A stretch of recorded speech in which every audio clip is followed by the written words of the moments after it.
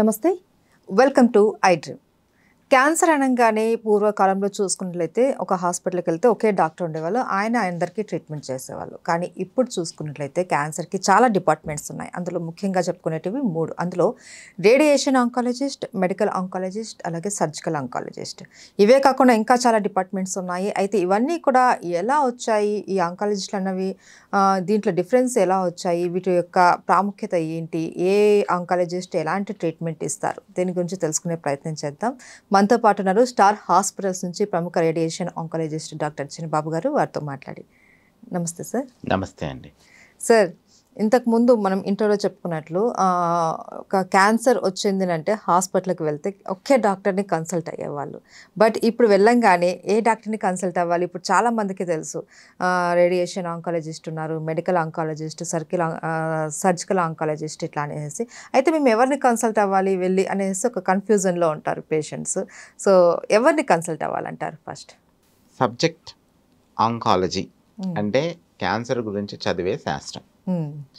ఆంకాలజీని ముగ్గురు చదువుతారు. ఓకే, మేజర్గా మీరు చెప్తున్నటువంటి ముగ్గురు చదువుతారు. ఓకే, సర్జరీ చేసి దాన్ని క్యూర్ చేసే ప్రయత్నం చేసే వ్యక్తి సర్జికల్ ఆంకాలజిస్ట్. సిస్టమిక్ థెరపీ ఇచ్చి దాన్ని క్యూర్ చేసేటువంటి వ్యక్తి మెడికల్ ఆంకాలజిస్ట్. రేడియేషన్ ఇచ్చి దాన్ని క్యూర్ చేసేటువంటి వ్యక్తి రేడియేషన్ ఆంకాలజిస్ట్. ఓకే, సో ఈ క్యాన్సర్కి ఇదేంటి ఇవి 3 ట్రీట్మెంట్సే. ఓకే, ఈ 3 కాకుండా కూడా వేరేవి ఇదేంటి భిన్నమైన ట్రీట్మెంట్స్ కూడా కొన్ని స్పెసిఫిక్ వాటిల్లో ఉన్నాయి. ఈ 3నే మేజర్ ఎక్కువగా. ఓకే, సో పేషెంట్ వీళ్ళల్లో ఎవరి దగ్గరికి కాంటాక్ట్ అయినా కూడా ఏమీ నష్టం ఏం లేదు. ఎందుకంటే సబ్జెక్ట్ అనేటువంటిది అయితే ఒకటే కనుక. బట్ డిఫరెంట్ వేలో హెల్ప్ అదేంటి పేషెంట్ యొక్క సర్వైవల్కి, పేషెంట్ యొక్క క్యూర్కి ఉపయోగపడాలి. ఇప్పుడు సపోజ్ నా దగ్గరికి ఒక బ్రెస్ట్ క్యాన్సర్ పేషెంట్ వచ్చారనుకోండి. నేను రేడియేషన్ ఆంకాలజిస్ట్. నా దగ్గర ఒక బ్రెస్ట్ క్యాన్సర్ పేషెంట్ వచ్చారు, న్యూ పేషెంట్. సో నేను ఎగ్జామిన్ చేశాను. బ్రెస్ట్లో ఒక గడ్డ ఉంది, చంకలో కూడా గడ్డ ఉంది, కొంచెం పెద్దగా ఉంది. సో తర్వాత ఆ గడ్డ 4-5 నెలల నుంచి ఉన్నాయన్నారు, 2 కూడా. సో ఇప్పుడు నేను ఫస్ట్ వర్కప్ స్టార్ట్ చేస్తాను. ఈ వర్కప్ మెడికల్ ఆంకాలజిస్ట్ అయినా, సర్జికల్ ఆంకాలజిస్ట్ అయినా, రేడియేషన్ ఆంకాలజిస్ట్ అయినా కూడా సేమ్. ఓకే, ఏం చేస్తాం? ఫస్ట్ వర్కప్ అనగా ఒక మామోగ్రామ్ చేసుకొని జబ్బు ఇది అని నిర్ధారించుకునే ప్రయత్నం చేస్తాం. ఒక బయాప్సీ చేస్తాం. జబ్బు ప్రూఫ్ అయిన తర్వాత ఇది ఎక్కడెక్కడికి పాకి ఉంది స్టేజింగ్ కోసం చేస్తాం. సో స్టేజింగ్ కోసం ఏం టెస్టులు, పెట్ స్కాన్ రిక్వైర్మెంట్ ఉందా చేస్తాం. లేదు అర్లీ స్టేజ్ డిసీజ్ అయితే చెస్ట్ ఎక్స్రే, అల్ట్రాసౌండ్ అబ్డమెన్, ఇవి కాకుండా ఇదంటే బ్లడ్ పారామీటర్స్ ఏమేమి. ఇప్పుడు చూసాం స్టేజ్ కూడా మన దగ్గర వచ్చింది, నోడు కూడా పెద్దది ఉంది. సో ఈ పేషెంట్కి ముందు కీమోథెరపీ ఇస్తే పేషెంట్ బెనిఫిట్ పొందుతారు. ఓకే, సో అప్పుడు ఏం చేస్తాను, నేను మా మెడికల్ ఆంకాలజిస్ట్ దగ్గర పంపించి ఫస్ట్ పేషెంట్ కీమోథెరపీ ఇప్పిస్తాను. దాని తర్వాత పేషెంట్కి సర్జరీ చేస్తాం. ఓకే, దాని తర్వాత పేషెంట్కి రేడియేషన్ పెడతాం. నేను రేడియేషన్ ఆంకాలజిస్ట్. నా దగ్గరకు వచ్చిన వెంటనే నేను రేడియేషన్ పెట్టట్లేదు. ఏం చేస్తున్నాను, పేషెంట్కి డిసీజ్ని బట్టి ట్రీట్మెంట్ అనేటువంటిది టైలర్డ్ ట్రీట్మెంట్ ఉంటుంది, కానీ ఆంకాలజిస్ట్ని బట్టి కాదు. ఓకే, సో ఏ డిపార్ట్మెంట్కి వెళ్ళినా ఈ మూడిట్లో ఏ పర్టికులర్ ఆంకాలజిస్ట్ని అప్రోచ్ అయినా కూడా ట్రీట్మెంట్ అయితే ఒకటే విధంగా ఉంటుంది. సో ఫస్ట్ ఏంటంటే అంటే ఆ జబ్బు యొక్క స్టేజ్ని బట్టి ఉంటుంది. ఈవెన్ ఒక్కొక్కసారి పెక్యులర్గా ఉన్నటువంటి చాలా వరకు కేసుల్ని మనం కూర్చొని గ్రూప్, ఓకే, దాన్ని మల్టీ డిసిప్లినరీ ట్యూమర్ బోర్డ్ అంటాం. దాంట్లో 3 ఆంకాలజిస్టులు ఉంటారు. ఈ 3 కాకుండా పెథాలజిస్ట్ ఉంటారు, ఎవరైతే కన్ఫర్మేషన్ చేస్తారో వాళ్ళు. న్యూక్లియర్ మెడిసిన్ డాక్టర్స్ ఉంటారు, ఎవరైతే పెట్ స్కాన్ అవి చేస్తుంటారో వాళ్ళు. రేడియాలజిస్టులు డాక్టర్స్ ఉంటారు, ఎవరైతే సిటీ స్కాన్స్ చేస్తారో, ఎంఆర్ఐస్ చేస్తారో వాళ్ళు కూడా ఉంటారు. ఓకే, ఇంకా వీళ్ళందరూ కలిసి కూర్చొని, ఇంకా ఇవి కాకుండా కొన్ని సపోర్టివ్ డిపార్ట్మెంట్స్ కూడా ఉంటాయి. ఇప్పుడు ఎముకల క్యాన్సర్ ఒక ఆర్థోపెడిక్ ఆంకో సర్జన్, ఆయన్ని కూడా తీసుకుంటాను. Paediatric case. సో ఒక పీడియాట్రిక్ డాక్టర్ని కూడా తీసుకున్నాం, ఒక పీడియాట్రిక్ ఆంకాలజిస్ట్, సో ఎవరెవరు అందరం అందరూ కలిసి కూర్చొని ఆ పర్టికులర్ పేషెంట్కి ఏ స్పెసిఫిక్ ట్రీట్మెంట్ ఇస్తే క్యూర్ అవుతుంది అనేటువంటిది డిస్కస్ చేసుకొని ఆ పర్టికులర్ ట్రీట్మెంట్ అనేటువంటిది ఫేజ్డ్ మేనర్లో phase 1, phase 2, phase 3 అనేటువంటి దాని విధంగా ట్రీట్మెంట్ ఇవ్వడం జరుగుతుంది. సో ప్రతి పేషెంట్కి అది స్పెసిఫిక్. ఆ స్పెసిఫిక్ ప్రోటోకాల్ ఇంకో పేషెంట్కి సెట్ అవ్వదు. అదే బ్రెస్ట్ క్యాన్సర్ ఇంకో పేషెంట్ నా దగ్గరికి వచ్చాయి, ఈ పేషెంట్కి చాలా అర్లీ, జస్ట్ 1 నుంచి 2 సెంటీమీటర్ల జబ్బు మాత్రమే ఉంది, చంకలో కూడా గడ్డలు ఏమీ లేవు. అప్పుడు ఏం చేస్తాను, ఈ పేషెంట్ ఫస్ట్ సర్జరీకి సబ్మిట్ చేస్తాను. నేను రేడియేషన్ ఆంకాలజిస్ట్, ఆయన సర్జరీ సజెస్ట్ చేస్తాను. సర్జరీ ఎనఫ్ కాబట్టి సర్జరీకి సజెస్ట్ చేస్తారు. సర్జరీ నేను రేడియేషన్ డాక్టర్ కానీ సర్జరీకి సబ్మిట్ చేస్తున్నాం పేషెంట్ని, ఎందుకంటే ఫస్ట్ సర్జరీ అవ్వాలి. దాని తర్వాత అంటే డిసీజ్ని బట్టి ప్రోటోకాల్ ఉంటుంది తప్ప డాక్టర్ని బట్టి ప్రోటోకాల్ ఉంటుంది. సార్ ఏ క్యాన్సర్ పేషెంట్ అయినా సరే ఈ ముగ్గురు ఇన్వాల్వ్మెంట్ మాత్రం కంపల్సరీ ఉంటుంది. కంపల్సరీ. సో ఫస్ట్ సర్జరీ అయిన తర్వాత రేడియేషన్ థెరపీ ఉంటుంది, మెడికల్ ఇది కంపల్సరీ ఉండాల్సిందే.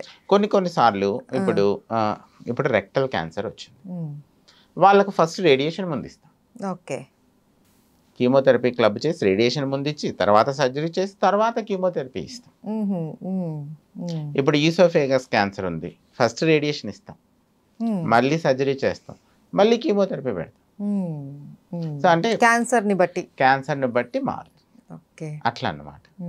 ఇప్పుడు బ్రెయిన్ ట్యూమర్ ఉంది, దాంట్లో సర్జరీ తర్వాత రేడియేషన్ ఇస్తాం, కీమోథెరపీ పెద్ద రోల్ ఉండదు ప్రైమరీ బ్రెయిన్ ట్యూమర్లో, అట్లా అన్నమాట. సో ఏ పర్టికులర్ జబ్బు దాన్ని బట్టి ఉంటుంది. ఓకే, అయితే సార్ ఇప్పుడు ఈ రేడియేషన్ ఆంకాలజిస్ట్, మెడికల్, సర్జికల్ కాకుండా ఇంకా చాలా వినపడుతుంది, కీమోథెరపీ కావచ్చు, ఇమ్యూనోథెరపీ కావచ్చు. ఏంటి సార్ ఇవన్నీ, ఎలా వచ్చాయి ఇవన్నీ కూడా, వీళ్ళ రోల్ ఏంటి? ఓకే, సో ఇది చాలా లెంతీ క్వశ్చన్, ఆన్సర్ కూడా చాలా లెంతీగా ఉంటుంది. ఫస్ట్ ఒక 1890, నేను 1890 గురించి చెప్తున్నాను. 1890 నుంచి 1896 మధ్యలో ఆ 6 yearsలో చాలా హెవీ రీసెర్చ్ ఆన్ రేడియేషన్ జరిగింది యూరోప్లో. బేసిక్గా ఫ్రెంచ్, పోలాండ్, తర్వాత ఇదేంటి ఈవెన్ యూకే. సో ఇక్కడ జరిగినటువంటి దీంట్లో మెర్రీ క్యూరీ, పెర్రీ క్యూరీ అని చాలా వరకు వినే ఉంటారు. చాలా పెద్ద వాళ్ళు they are pioneers in radiation, radio activity work అన్నమాట. సో వాళ్ళు ఏం చేశారంటే పొలోనియం అనేటువంటి దీని నుంచి, మాలిక్యూల్ నుంచి రేడియం అనేటువంటి రేడియో ధార్మికత కలిగినటువంటి దాన్ని ఒక మాలిక్యూల్ని ఎక్స్ట్రాక్ట్ చేశారు. సో దాన్ని రేడియం అంటారు. So at the same time ఈ రీసెర్చ్కి ప్యారలల్గానే యూరోప్లోనే కొనాల్ రాయంజన్ అనేటువంటి ఒక వ్యక్తి, ఆయన కూడాను ఎక్స్రేస్ని ప్రొడ్యూస్ చేశాడు. సో 1895లో రాయంజన్ ఎక్స్రేస్ ప్రొడ్యూస్ చేస్తే 1896లో మెర్రీ క్యూరీ, పెర్రీ క్యూరీ రేడియో యాక్టివిటీని ఐడెంటిఫై చేయడం జరిగింది. సో ఈ ఇన్వెన్షన్ అనేటువంటిది ప్యారలల్గా రెండింటికి జరిగింది. That is the base of radiation oncology. Okay, even radiation treatment వరకే కాదు, ఈవెన్ న్యూక్లియర్ బాంబు కూడాను అక్కడి నుంచే నాంది పడింది అనమాట. సరేనా? సో అది అయిన తర్వాత ఈ radio activity, radiation x-rays identify అయిన తర్వాత వాటి యూజ్ ఏంటి అనేటువంటి దాని మీద రీసెర్చ్ జరిగిన తర్వాత ఈ రేడియో యాక్టివ్ మెటీరియల్ నుంచి రేడియో ధార్మికత, alpha radiation, beta radiation, gamma radiation, ఇవన్నీ రేస్, ఇవి ఎక్స్రేస్, ఇవన్నీ వెలువడుతూ ఉన్నటువంటివి, వీటి వల్ల ఉపయోగాలు ఏమిటి అనేటువంటి దాని మీద చాలా విస్తృతంగా వీళ్ళు merry Curie, Pierre Curie research చేశారు. ఈవెన్ వాళ్ళు ఆ అక్యూట్ రేడియేషన్ సిండ్రోమ్ కూడాను మల్టిపుల్ టైమ్స్ రేడియేషన్ బర్న్స్కి కాజ్ అయ్యారు. తర్వాత ఈవెన్ ఈమె మెర్రీ క్యూరీ అయితే కనుక ఆ రేడియేషన్ ఎక్కువ ఎక్స్పోజ్ అయ్యి తన క్యాన్సర్ వచ్చి చనిపోయాడు, అప్లాస్టిక్ అనీమియా వచ్చి చనిపోయాడు. సో ఈ విధంగా అంటే వాళ్ళకి అప్పుడు తెలిసింది ఏమిటి అంటే ఈ రేడియో ధార్మికత వల్ల క్యాన్సర్స్ వస్తాయి, మరి వైస్ వర్సా ఏమన్నా అవుద్దా అనేటువంటిది స్టిల్ క్వశ్చన్. ఆ క్వశ్చన్ మార్క్ ద్వారా రీసెర్చ్ మొదలుపెట్టి ఫస్ట్ స్కిన్ క్యాన్సర్ని, ఈ రేడియో యాక్టివ్ మెటీరియల్ని పెట్టి స్కిన్ క్యాన్సర్ని ట్రీట్మెంట్ చేసింది. దాని తర్వాత సర్విక్స్ క్యాన్సర్ని ట్రీట్మెంట్ చేయడం జరిగింది. దాని తర్వాత చిన్న చిన్నగా డిపార్ట్మెంట్ అనేటువంటిది ఎవాల్వ్ అవ్వడం జరిగింది. దానికి ముందు 1890 కంటే ముందు సర్జరీ, చాలా వరకు ఇప్పుడు సర్జరీ ఫీజిబుల్ అయితే సర్జరీ చేసేవాళ్ళు, సర్జరీ ఫీజిబుల్ కాకపోతే ఇంకా వేరే ట్రీట్మెంట్ ఏమీ లేదు, ఓకేనా, అలాగే వదిలేసేవాళ్ళు చనిపోవడానికి. అప్పుడు ట్రీట్మెంట్ కూడా very radical treatments. Breast cancer వచ్చింది అనుకోండి, బ్రెస్ట్నే కాదు చెస్ట్ వాళ్ళని కూడా ఈ కండరాలను కూడా తీసేసేవాళ్ళు. కండరాలు, చంకలో ఉన్నటువంటివి నరాలు, బ్రేకియల్ ప్లెక్సెస్ అంటారు, వాటిని మొత్తం అంతా, మజిల్స్ని మొత్తం అంతా వెరీ రాడికల్ సర్జరీస్ ఉండేవి. లింబ్ వస్తే లింబును పూర్తిగా తీసివేయడం సర్జరీలు, అట్లా very radical surgeries. Cervix cancer వచ్చిందే అనుకోండి, రాడికల్ హిస్టెక్టమీ అని చెప్పేసి మొత్తం ఏంటంటే పెల్విక్ వాల్, బోనీ వాల్ వరకు ఉన్నటువంటి మొత్తం టిష్యూని తీసేసారు. వెరీ అగ్రెసివ్ సర్జరీస్ అన్నమాట. అప్పుడు అంటే ఆ ఫార్మ్ ఆఫ్ సర్జరీ చేస్తేనే పేషెంట్ సర్వైవ్ అయ్యేవాళ్ళు. There is no other alternative. అప్పుడు అలా కాదు అది. సో దాని తర్వాత radiation came in to picture 1910 most probably. 1910 సమయానికి radiation also works for cancer అనే విషయం తెలుసుకోవడం జరిగింది. దెన్ రేడియో బయోలాజికల్ రీసెర్చ్ మొదలుపెట్టి అసలు ఎట్లా క్యాన్సర్ సెల్ ఇదేంటి రేడియేషన్కి రెస్పాండ్ అవుతుంది, ఇది ఎట్లా చనిపోతుంది, దీనికి కారణం ఏమిటి అనేటువంటిది రేడియో బయాలజీ ల్యాబొరేటరీ వర్క్ అనేటువంటిది రీసెర్చ్ వర్క్ స్టార్ట్ చేసింది. ఆ రీసెర్చ్ వర్క్ స్టార్ట్ చేసిన తర్వాత రేడియేషన్ అనేటువంటి దాన్ని ఓవర్ పీరియడ్ ఆఫ్ టైంలో ఇవ్వాలి, ఒకేసారి ఇవ్వలేము.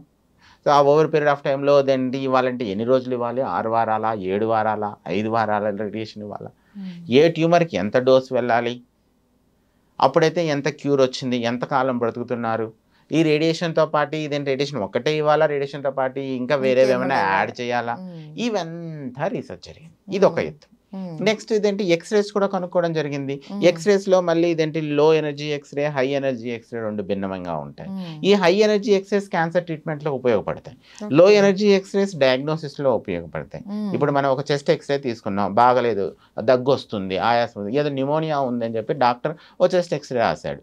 ఆ చెస్ట్ ఎక్స్రే లో ఎనర్జీ ఎక్స్రే, ఓ కింద పడ్డావు, కాలు విరిగింది అనుకుందాం, సో దానికి వెళ్తే ఎక్స్రే లో ఎనర్జీ ఎక్స్రే, అది డయాగ్నోసిస్ పర్పస్లో యూజ్ చేస్తాం, సిటీ స్కాన్లో యూజ్ చేస్తాం లో ఎనర్జీ.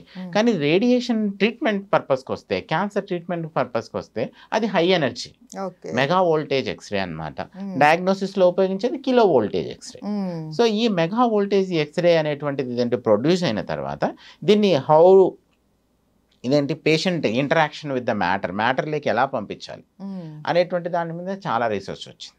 రీసెర్చ్ వచ్చిన తర్వాత అప్పుడు 1940s 1950స్లో రేడియేషన్ మిషన్ చూడాలంటే చాలా పెద్దది, వెరీ కంబర్సమ్, అలా చాలా పెద్దది. అట్లాంటి దగ్గర నుంచి ఇప్పుడు చాలా ఇదంటే అడ్వాన్స్ మెషినరీకి వచ్చాయి. అప్పుడు ట్రీట్మెంట్ అంటే ఏదర్ రెక్టాంగిల్లో కానీ స్క్వేర్ షేప్లో కానీ ఫీల్డ్స్ ఓపెన్ చేసేవాళ్ళు.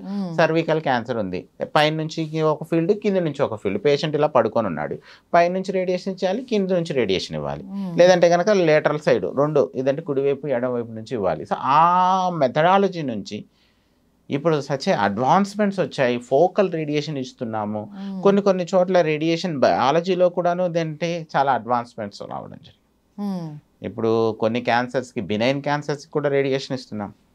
దాన్ని బ్రెయిన్లో వచ్చేటువంటి క్యాన్సర్స్, బినైన్ క్యాన్సర్స్, స్పెసిఫిక్గా న్యూరోమా, శ్వానోమా అటువంటి వాటికి, ఏవి మాల్ ఫార్మేషన్స్ అనేటువంటి వాటికి, అట్లాంటి వాటికి 1 day 3 days of very high dose of focal radiation. ఎంత మార్జిన్ ఇస్తున్నారు అంటే కనుక కేవలం 1 mm, కొన్నిసార్లు మార్జిన్ కూడా ఇవ్వం. సో అట్లాంటి ఇదంటే హైలీ అడ్వాన్స్ ట్రీట్మెంట్స్ అనేటువంటి వరకు రేడియేషన్ రీసెర్చ్ జరిగింది. ఇప్పుడు మనం చాలా అడ్వాన్స్ ట్రీట్మెంట్స్ తీసుకుంటున్నాం, అందులో నో డౌట్. పాత దాంతో కంపేర్ చేస్తే, అంటే హౌ ఇవాల్వ్ అయింది డిపార్ట్మెంట్ అని కంపేర్ చేస్తే, స్టిల్ మనం అంటే 1980 1990 కంటే ముందున్నటువంటి ట్రీట్మెంట్కి 2020కి 1990 2020కి మధ్యలో ఉన్న ట్రీట్మెంట్కి 20 తర్వాత ఉన్నటువంటి ట్రీట్మెంట్కి చాలా చాలా అదేంటి ఉన్నప్పుడైతే క్యాన్సర్ వస్తే ఇంకా దానికి లైఫ్ లేదు అన్నట్టు ఉండేది. బట్ ఇప్పుడు ఏంటంటే క్యాన్సర్ వచ్చినా కూడా కొంతమంది దాని నుంచి బయటపడి బతికిన వాళ్ళు కూడా మనకు చాలా మంది తెలుసు.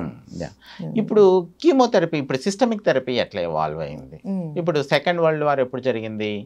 సెకండ్ వరల్డ్ వార్ జరిగినప్పుడు 1942 43 ఆ సమయంలో సెకండ్ వరల్డ్ వార్ జరిగినప్పుడు ఈ జర్మన్ పీపుల్ ఓకేనా, ఒక mustard gas, nitrogen mustard gas అనేటువంటి దాన్ని వదిలారు. ఎవరి మీదకి ఇదేంటి, ఆ షిప్స్ మీదకి వదిలారు. ఆ షిప్స్లో ఉన్నటువంటి కొంతమంది ఇదేంటి లింఫోమా అనేటువంటి క్యాన్సర్ జబ్బు కలిగినటువంటి వాళ్ళు, ఇదేంటి ఈ జబ్బు కలిగినటువంటి వాళ్ళకి జబ్బు తగ్గింది. ఓకే. సో వాళ్ళకి ఎందుకు తగ్గింది, ఈ గ్యాస్లో ఏదో ఉంది అందుకే తగ్గింది అనే విషయం మీద రీసెర్చ్ చేయడం మొదలుపెట్టారు. దాని తర్వాత చిన్నగా 1940 తర్వాత 1940 నుంచి దగ్గర దగ్గర 45 నుంచి 50 మధ్యలో కీమోథెరపీ అనేటువంటిది డెవలప్ అవ్వడం జరిగింది, ఈ నైట్రోజన్ మస్టర్డ్. అందుకనే ఈవెన్ మేము చదువుకునేటప్పుడు లింఫోమాకి డ్రగ్స్ చదువుకునేటప్పుడు the first foremost drugs are ఇదేంటి నైట్రోజన్ మస్టర్డ్స్. దాని తర్వాత నెక్స్ట్ ఇదేంటి ఈ డ్రగ్ వర్క్ అయింది. సో ఈ డ్రగ్ వర్క్ అయిన తర్వాత దీనికి ఆల్టర్నేటివ్స్ ఏంటి, అదర్ ఆల్కలైటింగ్ ఏజెంట్స్ ఏంటి, సో అక్కడ నుంచి ఇదేంటి రీసెర్చ్ అనేటువంటి స్టార్ట్ చేసింది. It's very interesting. ఓకే, అంటే అనుకోలేదు, ఈవెన్ రేడియేషన్ అప్పుడు కూడా ఇదేంటి అనుకోలేదు, రీసెర్చ్ సంథింగ్ కోసం జరిగింది, అది ఇంకో దానికి ఇదేంటి ఫలితం అనేటువంటిది రావడం జరిగింది. దాని తర్వాత ఇంకేం చేశారు, సో హార్మోన్ థెరపీ అనేటువంటిది ఇవాల్వ్ అయింది 1950s తర్వాత. బ్రెస్ట్ క్యాన్సర్లోను, ప్రోస్టేట్ క్యాన్సర్లోను చాలా ఇదేంటి వైడ్ ఇదేంటి సర్వైవల్ బెనిఫిట్ ఉంది పేషెంట్స్కి. ఇంతకుముందు 5 సంవత్సరాలు ఇచ్చేవాళ్ళు హార్మోన్ థెరపీ, ఇప్పుడు ఎక్స్టెండెడ్ హార్మోన్ థెరపీ కూడా వచ్చింది, 7 years 10 years కూడా ఇవ్వడం జరుగుతుంది. దాని తర్వాత నెక్స్ట్ వచ్చింది టార్గెటెడ్ థెరపీ. టార్గెటెడ్ థెరపీ ఏమిటి అంటే, ఇప్పుడు కీమోథెరపీ అనుకోండి, కీమోథెరపీ ఆల్ క్యాన్సర్ సెల్స్ మీద సైటోటాక్సిక్గా పనిచేస్తుంది. అది క్యాన్సర్ సెల్స్ మీదనే కాదు, ర్యాపిడ్లీ డివైడ్ అయ్యే సెల్స్ మీద కూడా పనిచేస్తుంది. ఓకే, అందుకే సైటోటాక్సిక్ కీమోథెరపీ అని పెట్టారు. కానీ టార్గెటెడ్ థెరపీ ఏమిటి అంటే, ఈ యొక్క క్యాన్సర్ యొక్క సెల్లో ఇది ర్యాపిడ్గా డివైడ్ అవుతుంది, ఇందులో వీక్ పాయింట్ ఏంటి, దీంట్లో ఏదైనా ఒక స్పెసిఫిక్ టార్గెట్ ఏమైనా ఉందా, ఆ టార్గెట్ని మనం టార్గెట్ చేస్తే కనుక ఏదంటే సెల్స్ పెరక్కోకుండా గ్రోత్ ఆగిపోవడానికి, క్యాన్సర్ సెల్ స్ప్రెడ్ అవ్వదు, చనిపోవడానికి, ఆ సెల్ చనిపోవడానికి ఆ జరిగిన రీసెర్చ్లో సక్సెస్ అయ్యాం. దెన్ తర్వాత టార్గెటెడ్ థెరపీ వచ్చింది. ఇప్పుడు బ్రెస్ట్ క్యాన్సర్లో టార్గెటెడ్ థెరపీ చాలా వెరీ హ్యూజ్ రోల్ ఉంది. HER2 పాజిటివ్ ఉన్నటువంటి వాళ్ళకు ట్రస్టుమాబ్ అని, పర్టుజుమాబ్ అని, ఇప్పుడు డబుల్ బ్లాకేడ్ అని చెప్పేసి న్యూయర్ డ్రగ్స్ కూడా వచ్చాయి. సో అట్లా పర్టికులర్గా ఒక స్పెసిఫిక్ టార్గెట్ని చేయడానికి లంగ్ క్యాన్సర్స్లో వచ్చాయి. సో మెనీ క్యాన్సర్స్లో వచ్చాయి. కొన్ని క్యాన్సర్స్ లంగ్లో అయితే కనుక ఇదంటే కొన్ని డ్రగ్స్ ఇదంటే బ్రెయిన్కి పాకిన జబ్బు పాకితే కొన్ని డ్రగ్లు బ్రెయిన్కి పాకేటువంటివి కూడా కాదు ఈ డ్రగ్స్. ఇప్పుడు కొత్తగా వచ్చినటువంటి టార్గెటెడ్ థెరపీలో కొన్ని అలెక్టినిబ్ అనేటువంటి ఒక డ్రగ్, అది ఈవెన్ బ్లడ్ బ్రెయిన్ బ్యారియర్ కూడా క్రాస్ చేసేసి అక్కడ ఉన్న జబ్బును కూడా చంపేస్తుంది. సో అట్లాంటి ఎన్నో న్యూ అడ్వాన్స్మెంట్స్ రావడం జరిగింది. ఇప్పుడు 2010 తర్వాత ఇమ్యునోథెరపీ కూడా ఏంటి రీసెర్చ్ స్టార్ట్ అయింది. ఓకే, సో ఇప్పుడు ఇమ్యునోథెరపీ బజ్వర్డ్ అయిపోయింది. సిస్టమిక్ థెరపీ ఫర్ క్యాన్సర్లో స్పెసిఫిక్ ఇండికేషన్స్ ఉన్నాయి. దానికి ఇమ్యునోథెరపీ ఇవ్వాలంటే జబ్బుకున్నటువంటి క్యారెక్టరిస్టిక్ ఫీచర్స్ ఏమున్నాయి అని చూడడం జరుగుతుంది. ఆ క్రైటీరియాలో ఫిట్ అయితే వాళ్ళకు ఇమ్యునోథెరపీ సబ్మిట్ చేయడం జరుగుతుంది.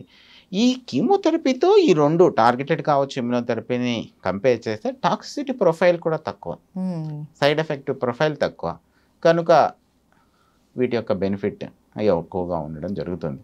ఇప్పుడు 2020 తర్వాత మనం ఏదైతే క్యాన్సర్ ట్రీట్మెంట్ తీసుకుంటున్నామో చాలా అడ్వాన్స్డ్ ఫార్మ్ ఆఫ్ ట్రీట్మెంట్, అది చాలా రిఫైన్డ్ ట్రీట్మెంట్. దీని వెనకల చాలా దగ్గర సంవత్సరాల యొక్క రీసెర్చ్, సంవత్సరాల యొక్క అదేంటి ప్రయత్నాలు, ఓకేనా, దానిలో అదేంటి ఓటమి గెలుపు ఇదంతా. సో ఇప్పుడు ఇంత అడ్వాన్స్డ్ టెక్నాలజీ రావడానికి నిజంగా మీరు చెప్పినట్లు అప్పటి నుంచి కూడా జరిగినటువంటి ఎన్నో రకాల పరిశోధనలు కావచ్చు, ఇవన్నీ కూడా చాలా రీసెర్చ్ చేయడము, ఇవన్నీ ఏంటంటే ఇప్పుడున్న జనరేషన్కి చాలా అడ్వాన్స్డ్ ట్రీట్మెంట్స్ రావడానికి ఇవన్నీ కూడా ఒక కారణమయ్యాయి. అండ్ చాలామంది కూడా సర్వైవ్ అవుతున్నారు కూడా క్యాన్సర్ తోటి. ఒకప్పుడు క్యాన్సర్ వస్తే ఇంక మాకు లైఫ్ లేదు, ఇంకా చనిపోవడమే అన్నట్టు డిసైడ్ అయిన ప్లేస్ నుంచి ఇప్పుడు క్యాన్సర్ అంటే ఒక ఫీవర్ లాగానే దాన్ని కూడా ట్రీట్ చేస్తున్నారు. ఏముందిలే, చాలా రకాల ట్రీట్మెంట్స్ వచ్చాయి, మనం వెళ్తే డెఫినెట్గా మనం క్యూర్ అవుతాము అన్నది వాళ్ళకి సెల్ఫ్ ఒక ధైర్యం కూడా వచ్చేసింది. అవును, చాలా మందికి ఆ హోప్ ఉంది. Right, okay, thank you so much sir. Thank you అండి.